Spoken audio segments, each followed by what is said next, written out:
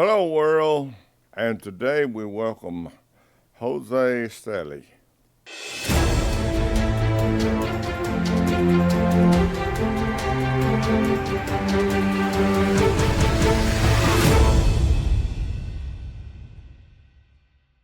It's this idea of people being appointed judges when they're 32, 35 years old, and then they move on and move on and on, and they stay in the, maybe they eventually gets put in the Supreme Court, and they stay there for until they're 85 or 86, and they can't talk anymore, and then all of this has to be eliminated.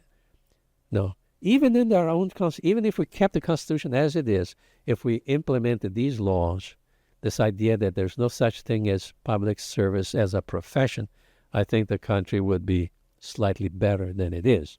But it's more complicated than that,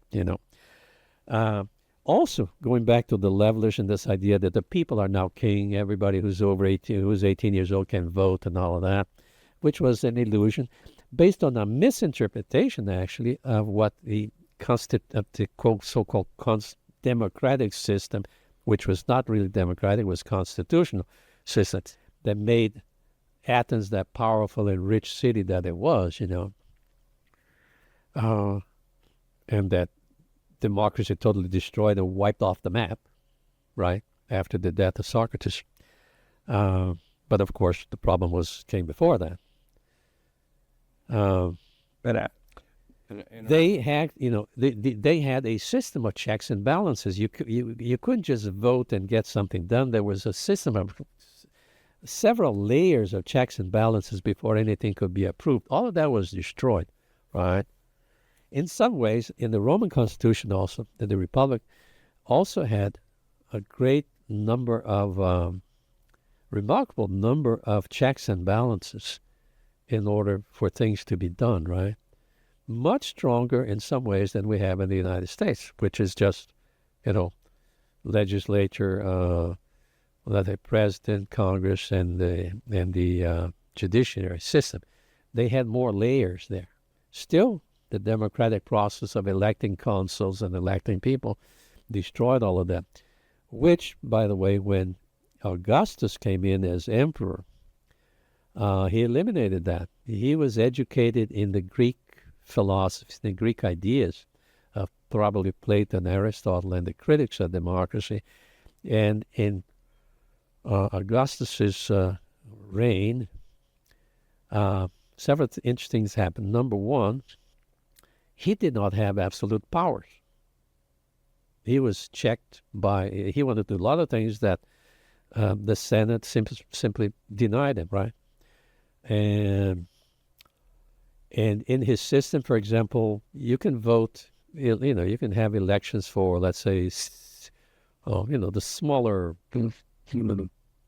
parts of the system, let's say, municipal government or something like that in some little city. Yeah, you could vote, the people could vote and elect that person, right?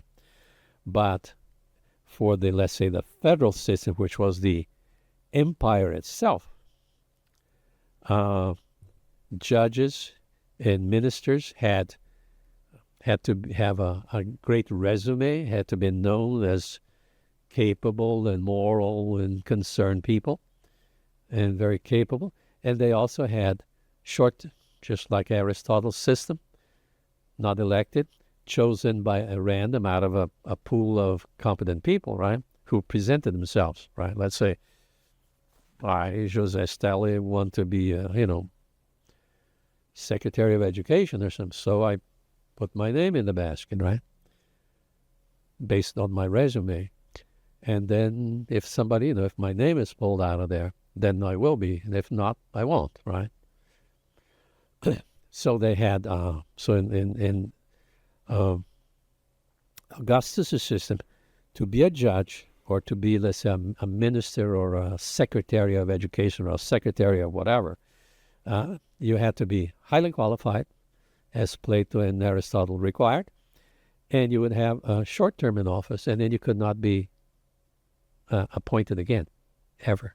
But Caesar in Rome, Caesar was over Rome, and the Senate at one time did not have the power. Oh yeah. There were, there was Senate.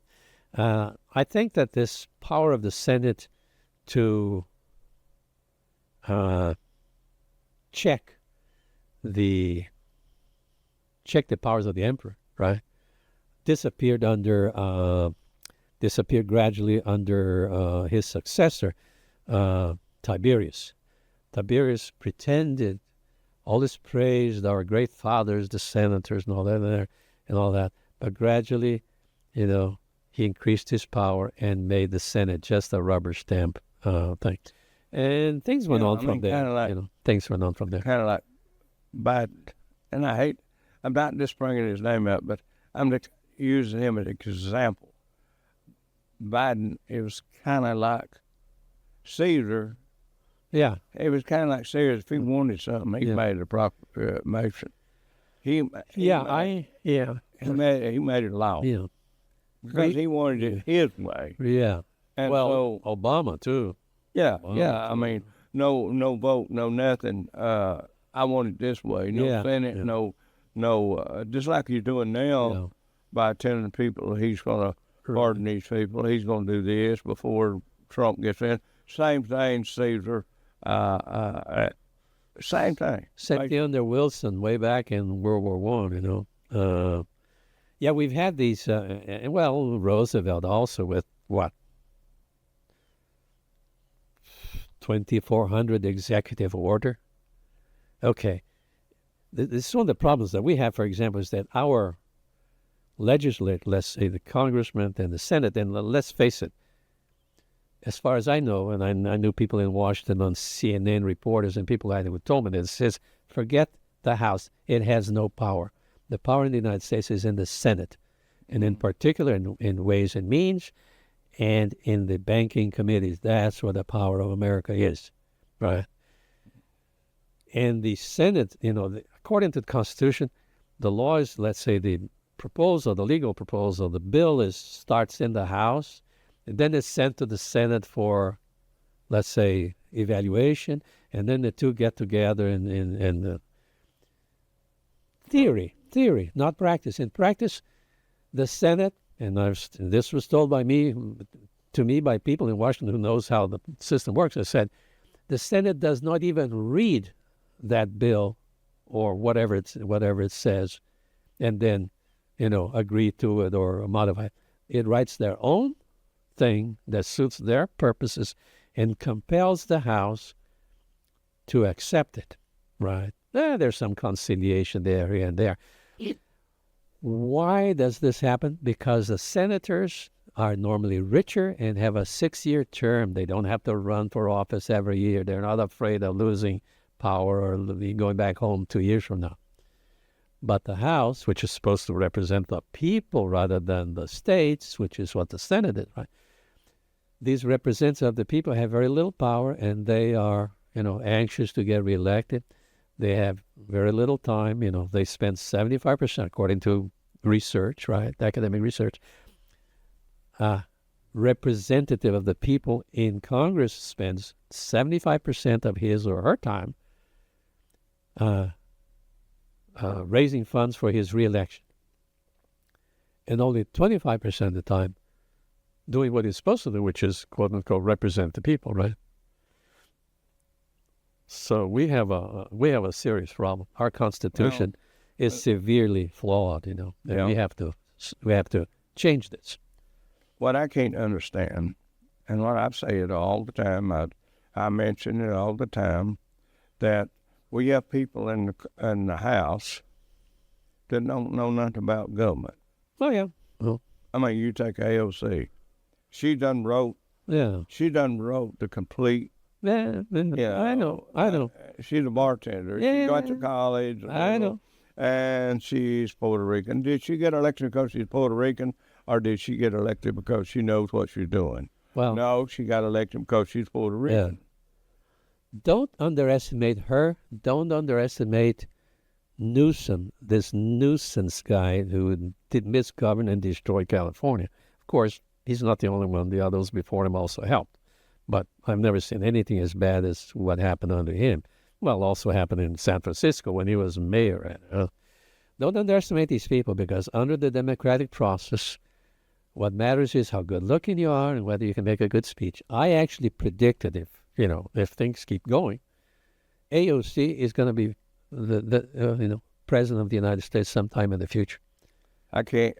The democratic system welcomes her. That's what democracy is like. Remember that in the Platonic system, in the Aristotelian system, and the system of Augustus, you have to have a good resume. You have to be superbly qualified to be in that. No, under the democratic system, any idiot, any illiterate person who can make a good speech and get one people riled up against another and promise to enrich the poor and all that. Because, of course, let's face it, the poor are the majority and the lower middle class are the majority. If you promise them benefits, they will vote for you. And they will, and this was said against by Plato before, a long time ago. It's what happened in Athens. See, we think that socialism and communism was invented by Marx or these people in the French Revolution, and between, let's say, French Revolution in 1848, right? No, the same thing happened in ancient Athens. Confiscation of property, communism, and then anarchism as a way out of it, as a way of liberating yourself from all these problems. Also, Aristotle says all these things have been tried. They've always been done. They knew about these things. So this is what I've been saying, nobody believes me, is that democracy is the mother of socialism. The socialists agree with me on this, right? Their books, they've written about it. Soviet Union means democratic union, right? Right. And it's called democratic centralism. The party represents the people, right? And so how can you be against the party, right? So you're telling me that AOC can take a barrel of apples and put the one on top that's good apple, all the rest of them are rotten, and sell it to the people. That's what. Oh yeah, that's what democracy does. And democracy does not bring the best people into government. It brings the most evil, the most cunning, those who see a break in the dike and who can get through there, and an opportunity to do what they want and to enrich themselves, right? Looking for weaknesses. Yeah. They know the whole thing. Of the people. They know the whole thing. Yeah. The people that are weak. Yeah. The weakest. That's the one to go after. Well, this is something that was said by Albert J. Nock in his book, Our Enemy the State, which was, I think, 5 lectures he gave against the beginning of the FDR administration way back in 1936, I believe, 35, 36. And he said that here's what happens. For example, the people up there in power, the people in Washington, they know each other. They have each other's phone numbers. They can call each other. They can, they're like a small disciplined army. The people out there have no idea what's going on. They're being lied to by, and this is something that Emerson said also in 1846, I think, or 44, that the criminals in government are actually also being aided and abetted by the editors of newspapers, right? What we call big media today, right? Big media. Big media actually does the dirty work of these people because the organized interests have organized themselves in a way as to control the media, to control the universities, to control what happens in the classroom in such a way as to make the people kind of give in, being able. Does anybody learn how to interpret texts, for example? Do people go to college? I mean, they go to school for 12 years, and they come into my classroom in basic English or English composition. After 12 years of education, right, in the greatest country in the world, and our greatest education system in the world spends trillions of dollars to teach nothing, right? They come into my class, they can't interpret text, they can't write, they can't read. So what are we doing? We are actually committing suicide, which, throws us back to what John Adams, our great president and the only philosopher who ever became a president in the United States. And he said, in his speech before the military, in West Point, he says, democracy, all democracies exhaust themselves, collapse, right, and commit suicide. The United States is committing suicide as a result of the partisans. I don't call it political because there's no politics in America. Politics, according to Aristotle, is the conciliation of ideas and plans for the public good, right? To make the people happy, to make the people wealthy, to make the people free. That's what politics is. There's no politics in America. We have partisanship. We have division. Where does the division come? From democracy, from the democratic process, from the idea that the only way for us to be free is to vote for politicians. Well, Aristotle said this, saw this in his time, and he says, put an end to democracy. Let's get the best people in power, and let's select them randomly and give them just short terms in office, and then they cannot be in office again. People like that are more likely to write laws and decide on measures that are good for the public interest, for the majority of the people, let's say for the freedom and the happiness and the prosperity of the people. Right? We don't have that here.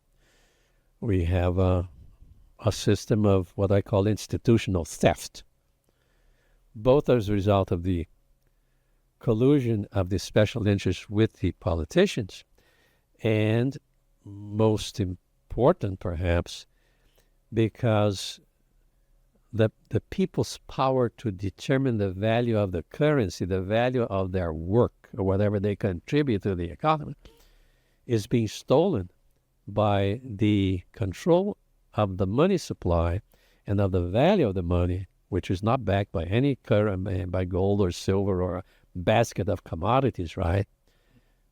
Which it should be, to protect the people from losing the value of the work that they do, right, every day, right? We have a form of institutional theft which is made by what we call inflation. Inflation is not something that, public supermarket is coming up with, right? Inflation, what we call price inflation, is simply a consequence of the expansion of credit and monetary units in the economy, which dissolve the value of each monetary unit by means of which every citizen, every worker creating economic value is actually producing. So we have, the United States, and that happens in all countries today, of course. Anytime you have a central bank, that's what's going to happen. Happened in ancient Israel already. Isaiah talks about it in the first chapter of the book of Isaiah in the Bible. Go there and read it. I like the King James Version, which is much more powerful, emotional than the other, silly journal, newspaper-like translations we have out there. He said, our silver has become dross. Dross is like, the garbage that... I know what dross is. That's what you manufacture. Yeah. It's like runoff of it. Yeah, it's whatever is left over, the dirt of the mining process, right? He says, our silver has become dross. Our governors are companions of thieves. Our wine is mixed with water. Why? Because, of course, it was inflationary times. You want to sell, let's say, a bottle of wine that yesterday was $10, and now inflation makes you want to see, in order to survive as a business, you have to raise the price to $14 or $13, right? Well, you don't want to do that in a competitive system, so you keep it at $10.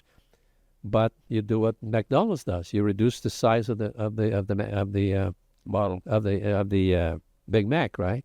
You make the bun of the Big Mac, which used to be bigger in the other days. Today, it's almost like the child's, right? Why?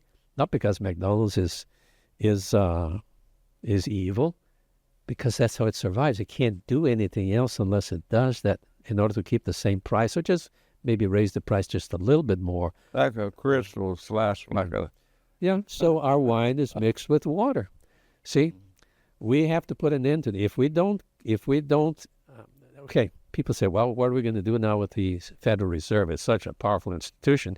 And let's put it this way. Let's remind ourselves that nobody ever appointed, chairman of the board of the Federal Reserve, or also all the other guys in there. You're talking about wine. You take like Cristal, and years ago I never drank Cristal, but Don Perignon, the bottle has a big hole in the bottom of it. Yeah. You find somewhere. And you look like you're getting a whole big bottle, but you're only getting so many. So way up. And this is sort of like a defense that businesses have against this attack of the governments, and all is reducing the value of the currency. Of course, this happened in ancient Egypt. They, initially to build the pyramids, you got paid in gold coins. Then they went to silver. When they ran out of that, they started using copper, which is much more abundant than gold and silver. Well, they had revolutions in ancient Egypt in which the workers refused to accept copper coins because they noticed that it wasn't worth a silver coin or a gold coin. Well, it's just a commodity you trade for whatever you buy, and that's all it is. Yeah. So let's see something that's really happening in the United States now is being harassed by BRICS. This group of countries led by China, Brazil, India, Saudi Arabia, and they're trying to get more and more and more people into this BRICS financial system in order to get them kick the dollar out, and also, of course, a way of eliminating American power, right? Well, how can America fight this thing? All you have to do is restore the gold standard, but not just the gold standard. Hayek says that won't do it. Let's use a basket of commodities, let's say silver, gold, platinum, and all these very expensive metals. So a dollar is not worth what the government does or what this Federal Reserve says it is. It is controlled by the people, by the labor and the value of the people, as it is protected by by this underlying basis of value, which would be the rare metals, right? Yeah, I don't put my dollars in gold because I seen gold go down. Yeah. I don't trust gold. I don't trust silver. I don't trust none of that. Well, not even the dollar. I don't. Silver has been iffy, but if you have a basket, let's say, okay, Hayek says, okay, gold worked in the earlier times because it was accepted by everybody, and of course, the quantity of gold does not grow exponentially or fast every year, the way printing money and making loose credit actually does in our so-called economy. But Hayek says, well, we have to find another way of containing this power of the central banks. And that would be to create a law that controls the system by principles and rules rather than by discretion. Because right now it's discretion. They just lower the interest rates and raise the interest every day according to the needs of the party in power, because an election is coming up and they don't want they're connected with the powers normally, right? Especially the Democratic Party. And in order to help this party, gain a majority, they throw money all over the place in order to heat up the economy and say, well, people are being hired, every economy is picking up, it's picking up. You notice when gas goes up, copper goes up, copper value goes up. I don't know. So the initial way, I think that finally we have to have a money system based on on a commodity, on a basket of commodities, right, on an average of a basket of commodities. But at the moment, we have to simply castrate, let's say, the Federal Reserve through rules versus discretion.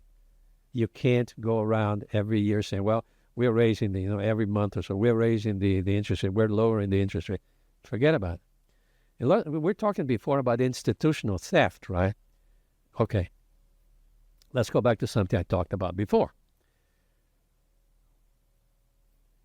There was an article in the Orlando Sentinel about this, and it was a very good article. It's probably in 1997 or so, around that time.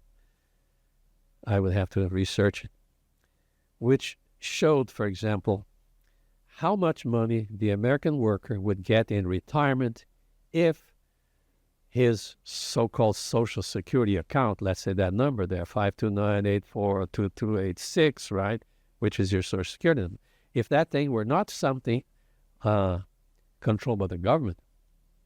By the way, the Social Security system is a socialist system. It's not compatible with a capitalist market economy under law. It's an evil system, right? It doesn't matter whether it was intended as a centralized system based on the Soviet example, which was very famous in the White House and around that time, and in the Democratic Party in particular, or whether it was just simply a naive thing that because of its own structure, that's what it produced. Let's say that that's what it is. Let's say Roosevelt and his people had the greatest, love for the people, wanted to do the right thing. People were poor and all of that. So let's create a system. Fine. But as I said, good intentions are not the same as technique, right? The technique was wrong.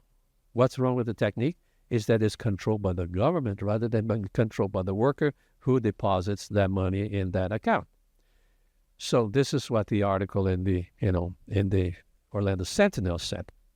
Okay, we appreciate everyone you tuning in to our show and watching all this words of wisdom that JOSÉ has told us about. And we want you to be sure to tune in for each segment when we split this up, edit this, and we hope that you're going to enjoy every bit of it. And be sure to subscribe to Talking Live now. Don't forget that. And we appreciate you all.